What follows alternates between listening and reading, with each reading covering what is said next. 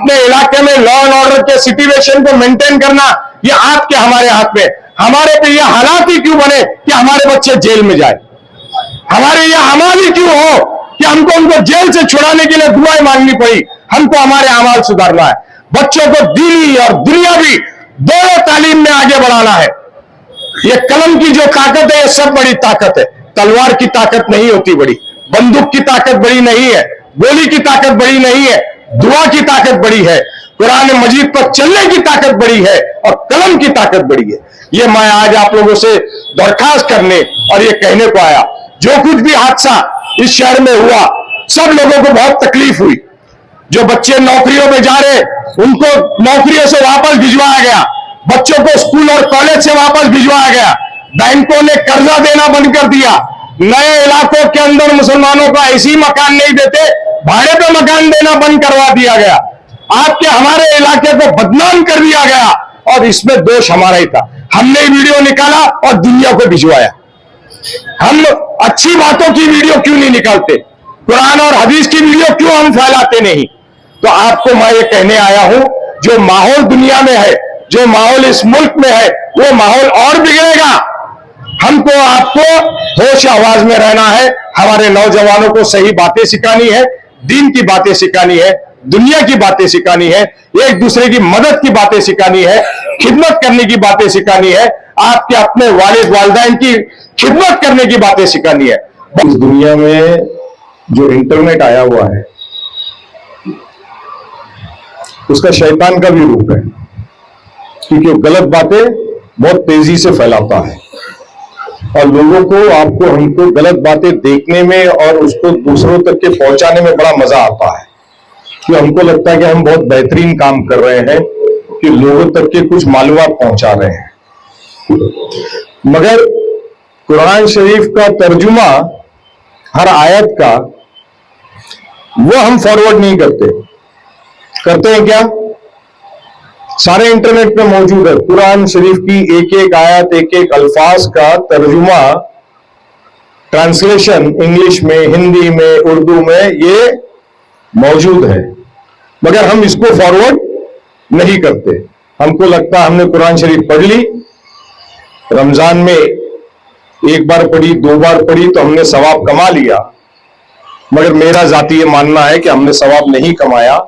क्योंकि अगर उस कुरान शरीफ में लिखे हुए हर अल्फाज को अगर आप और हम अपने जिंदगी में उसे नहीं उतारते, उस पर नहीं चलते, तब तक आप और हम सवाब नहीं कमा सकते। कुरान शरीफ एनसाइक्लोपीडिया ऑन ह्यूमन लाइफ है। दुनिया में सिविक सेंस जिसे कहा जाता है, यह इस्लाम ने बताया। औरतों की तालीम इस्लाम ने बताया, औरतों की इज्जत करना, हुकूक देना, यह इस्लाम ने बताया। मगर आज दूसरे हमको मुंह पे तमाचा मार रही है बता के कि इस्लाम में सब में ज्यादा अन्याय, अत्याचार औरतों पे कोई करता तो मुसलमान करता है, जबकि दुनिया में औरतों का हुकूक, औरतों की तालीम, ये किसने बताया? आपके हमारे मजहब ने बताया, हुजूर सल्लल्लाहु अलैहि वसल्लम के जमाने से चला है। मगर आज दुनिया हमको उन बातों को लेकर के हमारे पे टीका टिप्पणी करती है, उंगलियां उठाती है। सब में ज्यादा इबादत आप और हम करते हैं, 5 टाइम सिजदा हम करते हैं, कुरान की तिलावत हम करते हैं, मगर उसके बावजूद आपकी हमारी हालत खराब है।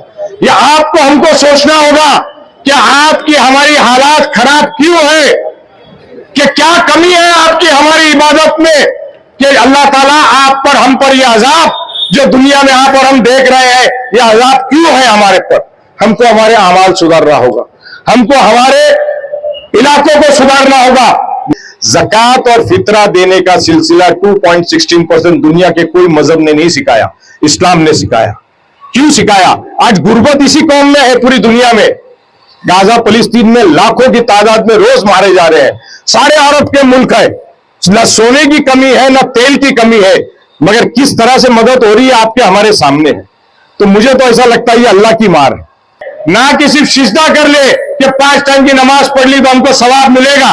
अल्लाह ताला ने आपको गाइड दिया है, एनसाइक्लोपीडिया दिया है। कुरान शरीफ एक एनसाइक्लोपीडिया ऑन ह्यूमन लाइफ है, एनसाइक्लोपीडिया ऑन द वर्ल्ड है। पूरी दुनिया की बातें, जमीन से लेकर चांद तक की बातें, आसमान की बातें कहीं नहीं मिलेगी। दुनिया आज बोलती है हम मंगल पे जा रहे, चांद पे जा रहे। इस्लाम ने तो कब बताया कि कब बताया, मगर हमारी किताब को पढ़ के दुनिया आज खुद की तारीफ कर रही है और उसी किताब की इबादत करके हमारे हालात खराब है। आपके हमारे इलाकों में, पूरे मुस्लिम इलाकों में, पूरे हिंदुस्तान में हमको ऐसा लगता है कि हम रात में जाग रहे हैं। हमारे इलाके में लाइट जल रही है, ट्रैफिक लगा है, बाजार लगा है, तो हमको उसकी बड़ी शान महसूस होती है। हमको उसके बहुत, हम शान उसका फख्र करते हैं।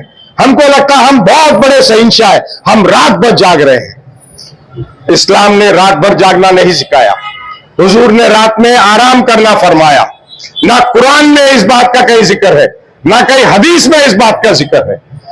बहुत दुख होता है हमारे को, हम पूरी दुनिया की, पूरे हिंदुस्तान की तो बात नहीं कर सकते, मगर जो माहौल हुआ उसको संभालते संभालते हमारे आंखों से आंसू निकल गए, हम परेशान हो गए। इसलिए मैं आप लोगों से गुजारिश करने के लिए आज यहाँ पर आया। मैंने इसलिए, मुझे जब बुलाया गया तो मैंने कहा मैं 2 अल्फाज कहूंगा।